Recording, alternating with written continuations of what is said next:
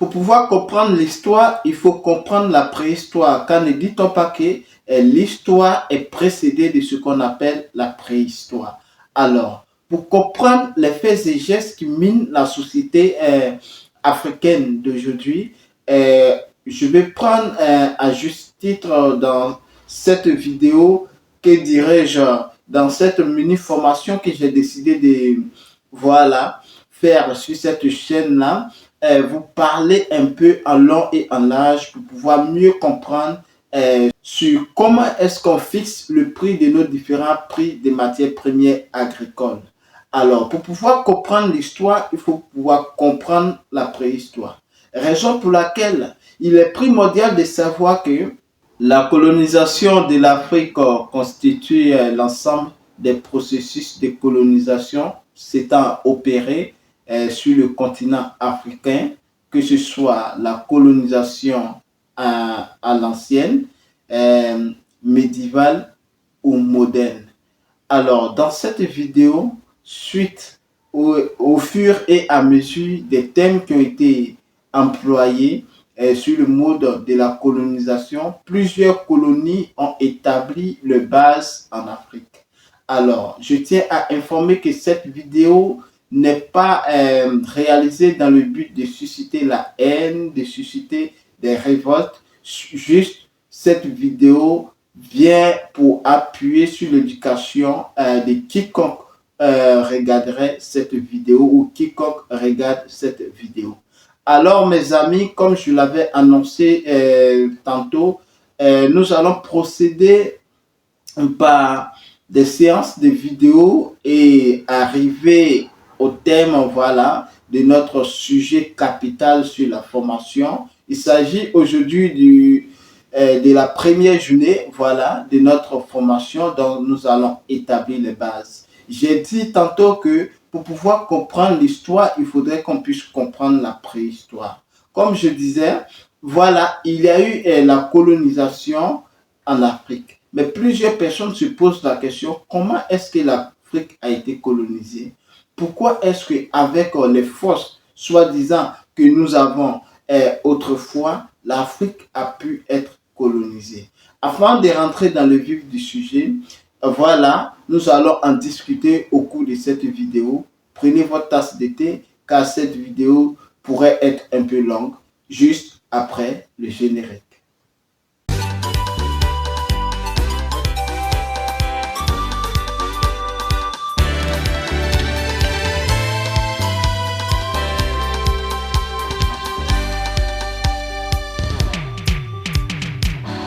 Salut à tous, bienvenue sur ma chaîne. Pour vous qui ne me connaissez pas, je suis Kwame Ferdinand, je suis agripreneur et je suis également négociant de matières premières spécialisées dans la culture pérenne telles que le cacao, les noix de cajou, les palmiers à huile. Je suis également négociant spécialisé dans les céréales. Sur cette chaîne Entrepreneuriat sans frontières, nous parlons de politique agricole, nous parlons d'investissement, nous parlons d'entrepreneuriat agricole, nous parlons également, nous faisons du coaching personnalisé, nous plongeons également au cœur des paysans, producteurs de matières premières, afin de montrer leur quotidien, partager leur cri de cœur et opter pour une solution rapide et efficace dans le but de contribuer au développement rural. Suite à un post que j'ai publié sur ma page Facebook datant de plusieurs jours de cela, alors il y a une personne qui m'a écrit en e-boss se plaignant sur la fixation des prix des matières premières agricoles. Donc j'ai eu à cœur de prendre ces plaintes-là afin de pouvoir vous partager au cours de ces 2 mois-là, afin de vous éclaircir, d'apporter un peu de lumière sur l'incompréhension et au bout de cette formation-là, établir comment est-ce que nous devons nous prendre pour pouvoir résoudre cette situation qui mine les agriculteurs. Alors, sur cette chaîne également, nous parlons aussi des problèmes qui minent la société africaine, que ce soit à propos du travail, que ce soit à propos du chômage, que ce soit la pauvreté qui mine l'Afrique. Nous mettons également l'accent sur cette chaîne sur l'éducation entrepreneuriale christocentrique sans tabou. Alors, pour toute personne aussi qui se poserait la question, comment est-ce que le christianisme, comment est-ce que la religion a fait pour pouvoir s'imprégner de notre vie quotidienne en Afrique, cette formation aussi sera bienvenue parce qu'il aura encore plus d'éclairage. Si vous êtes donc en quête d'informations, judicieuse capitale pour le développement de vos business, je dis toujours, soyez les bienvenus car cette chaîne est faite pour vous. Et pour vous qui voulez vous lancer dans l'entrepreneuriat, idem. Alors, dans cette vidéo, nous allons procéder étape par étape. Il faudrait que vous vous asseyez parce que j'avais dit tantôt, au risque de me répéter, que cette vidéo sera un peu plus longue. Nous allons d'abord entamer notre premier jour, voilà, de cette formation-là pour pouvoir comprendre les processus de la colonisation à l'indépendance de l'Afrique. Alors, comme en intro, j'avais parlé de la colonisation à l'ancienne, la colonisation d'autrefois ou la colonisation médiévale. Donc, dans la colonisation antique ou médiévale, comme je peux l'appeler, il y a eu des procédés, il y a eu des choses qui se sont passées autrefois qui ne faisaient même pas partie de notre ère. Alors, qu'est-ce qui s'est passé? Il faut savoir qu'à l'époque, plusieurs pays, je dirais plusieurs nations, afin de pouvoir asseoir sa suprématie et augmenter sa capacité et sa puissance, se lancer dans les conquêtes. Donc, quand je parle de conquête, voilà, pour vous qui suivez cette chaîne, j'avais réalisé une vidéo sur l'origine du cacao. Mais loin de là, il date encore de plusieurs milliers d'années en arrière de cela. Donc, nous allons rentrer probablement dans l'histoire où l'Empire romain battait son plein fouet et pour pouvoir asseoir sa suprématie. Et nous allons parler, nous voyons aussi à cette époque qui date depuis entre les années 356 et les années 323, il faut savoir que il y avait un homme très puissant à Rome, voilà qu'on appelait Alexandre le Grand, qui suscite même aujourd'hui dans l'esprit et dans la mémoire de tous ceux qui suivent la Rome antique.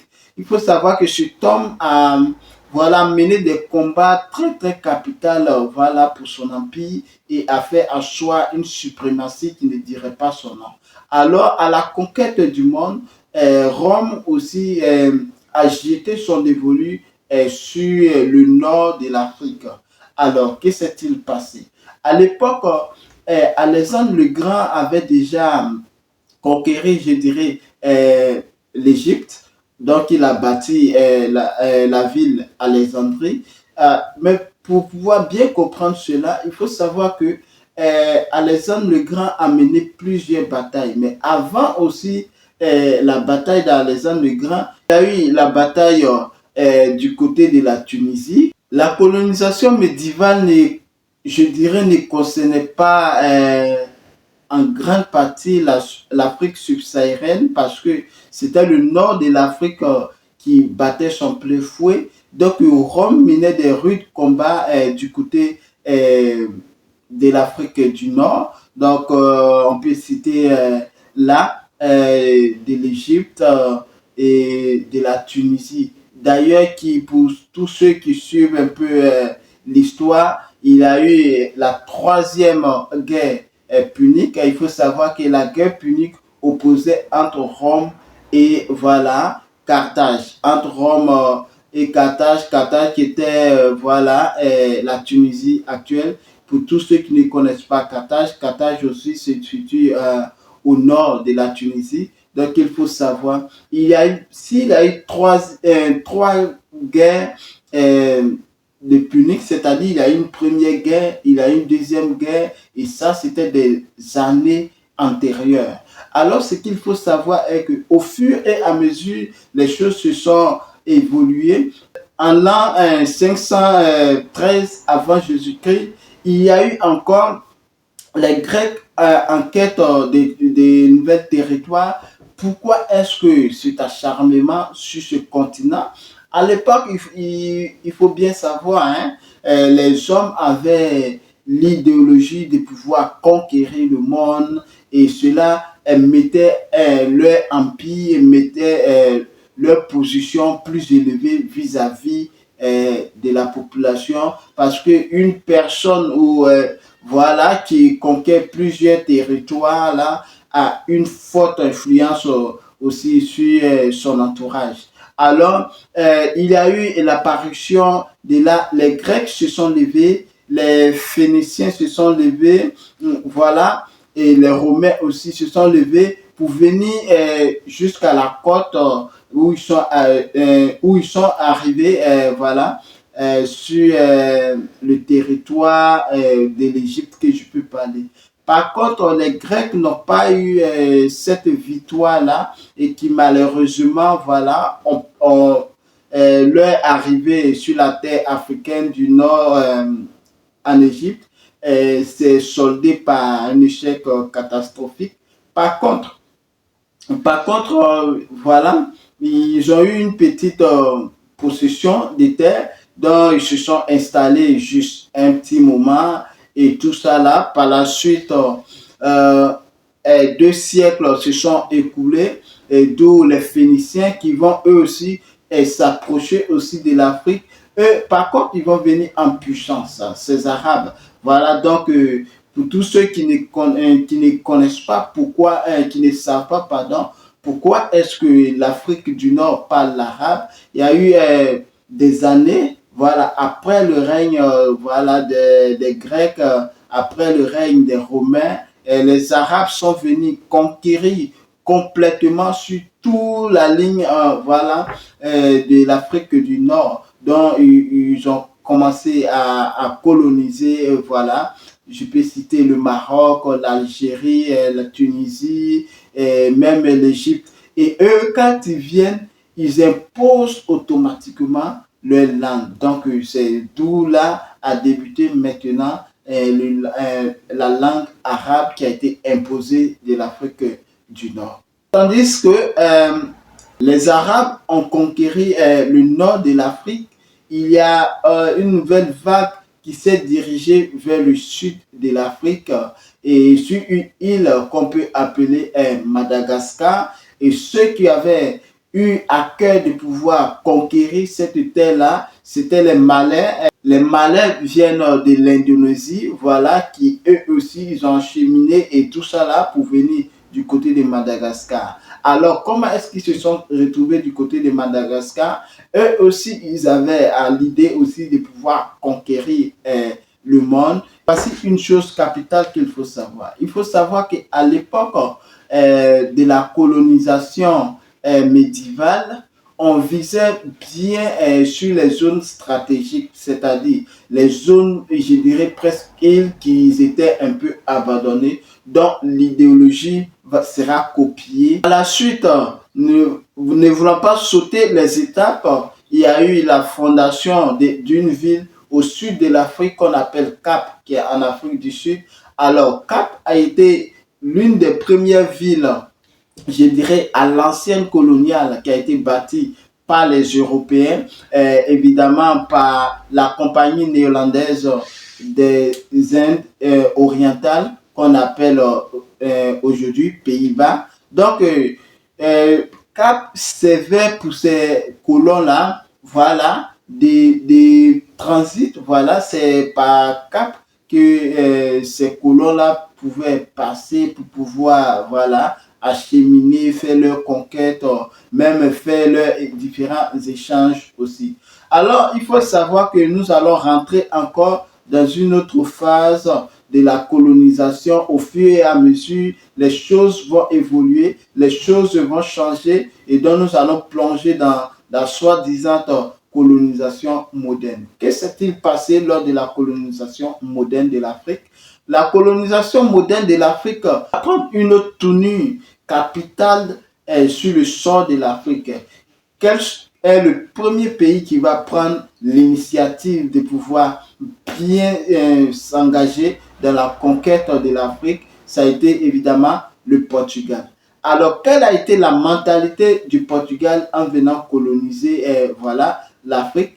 Au début, quand le Portugal venait conquérir l'Afrique, le Portugal venait et s'installait voilà, dans les zones de l'Afrique qui n'étaient pas occupées. Voilà. Donc, il venait, il prenait possession d'une terre qui n'était pas occupée par les habitants. Alors, qu'est-ce qu'ils faisaient?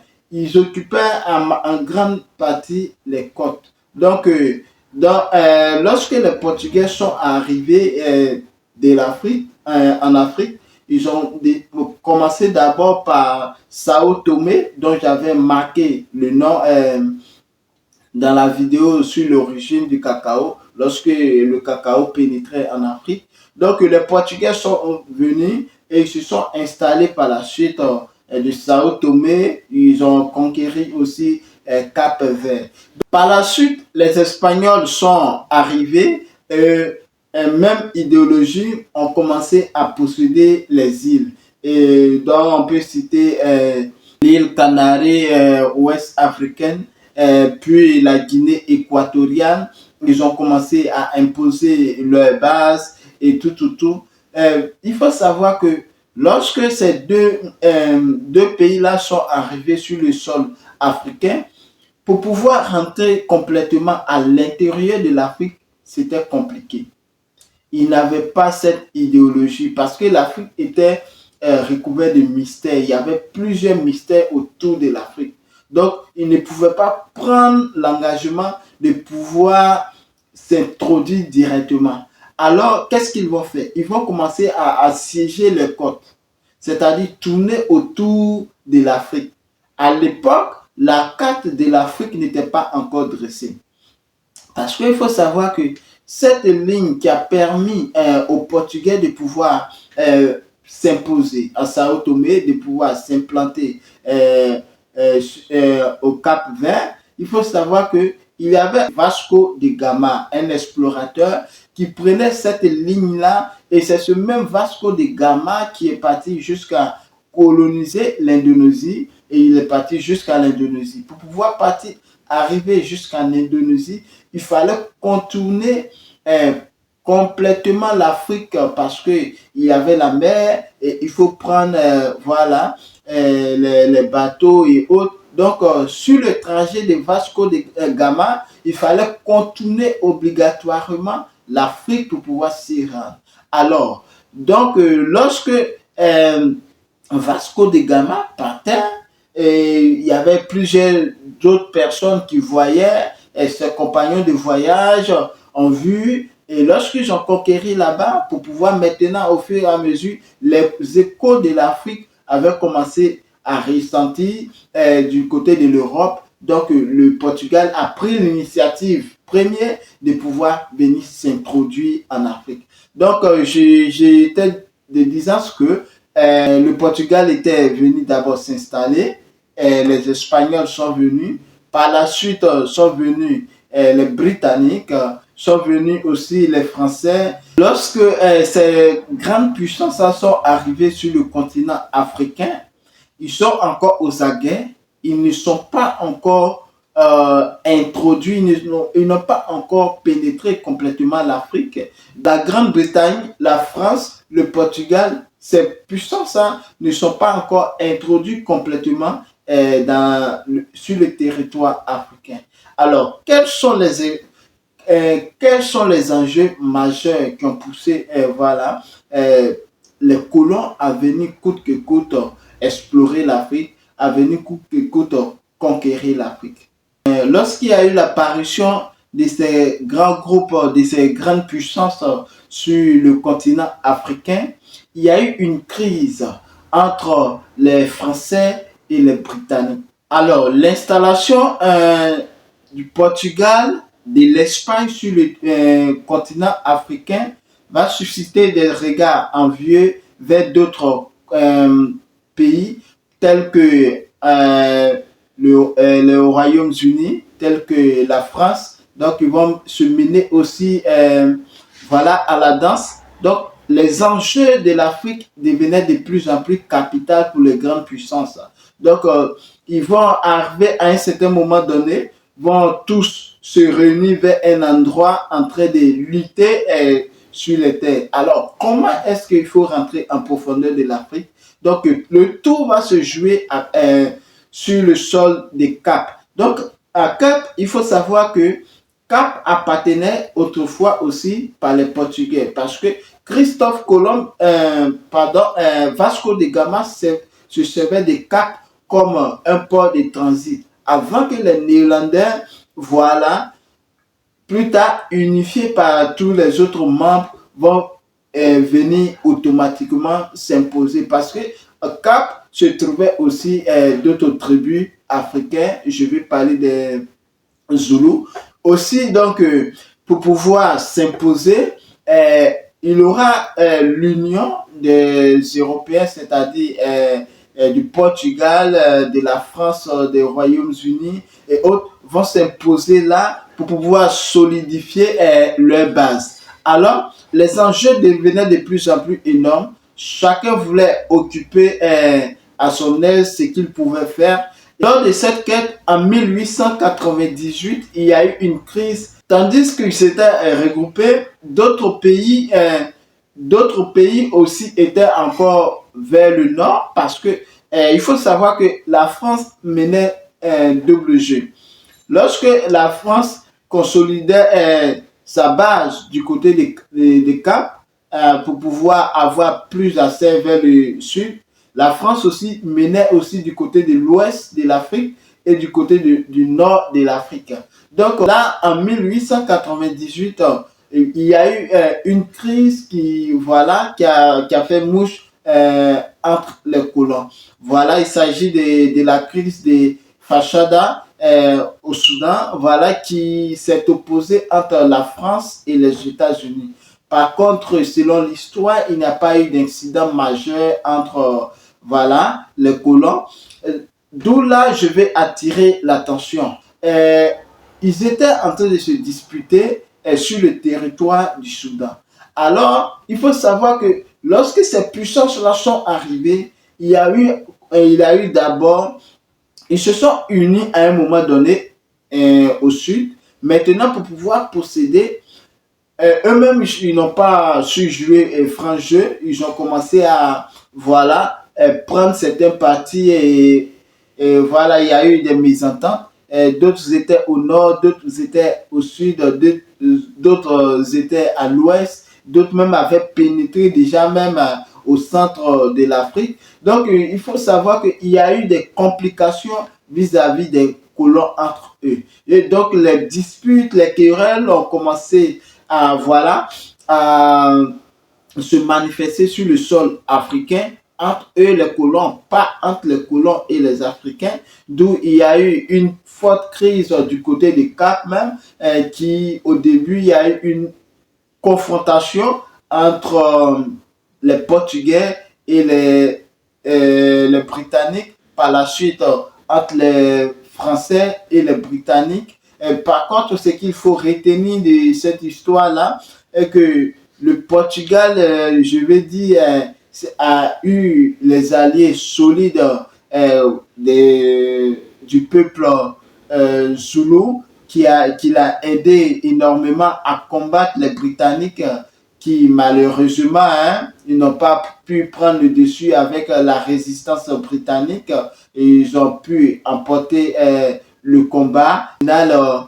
Lorsque la Grande-Bretagne a remporté le combat, la Grande-Bretagne a repoussé complètement, que ce soit la France, que ce soit l'Espagne, que ce soit le Portugal, et a eu le monopole de l'Afrique du Sud. Donc, sur la carte, ils ont repoussé complètement voilà, tous ces grands opposants. Donc, cette crise-là a été tellement intense, d'où va intervenir l'idéologie d'un homme fort, d'un homme puissant, que je vais parler dans une prochaine vidéo.